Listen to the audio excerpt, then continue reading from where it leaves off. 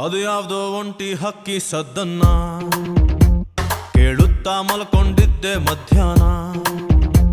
1/4 kg ಪ್ರೀತಿಗೊಂದು ಪದ್ಯಾನ ಬರೆದಿಟ್ಟು ಕೆರೆದುಕೊಂಡೆ ಗಡ್ಡಾನ. Kalidasa ಕಾವ್ಯ ನಮ್ಮಪ್ಪನ್ನ ಕೇಳ್ರಿ, ಖಾಲಿ ಹಾಳೆಗಿಂತ ಒಳ್ಳೆ ಕಾವ್ಯ ಇಲ್ರಿ. ಹೃದಯದ ಮೇಲೆ ಹೈ ಹಿಲ್ಡು ಹಾಕಿ ರಾಜಕುಮಾರಿ ನಿಂತಂಗಾಯ್ತು. ಇಂಥ ಟೈಮಲ್ಲಿ ಹಾಡು ಬೇಕಿತ್ತ, ಯಾವನಿಗೆ ಗೊತ್ತು ಯಾವನಿಗೆ ಗೊತ್ತು. ದೇವದಾಸನು ಎಣ್ಣೆ ಬಿಟ್ಟಿದ್ನ, ಯಾವನಿಗೆ ಗೊತ್ತು ಯಾವನಿಗೆ ಗೊತ್ತು.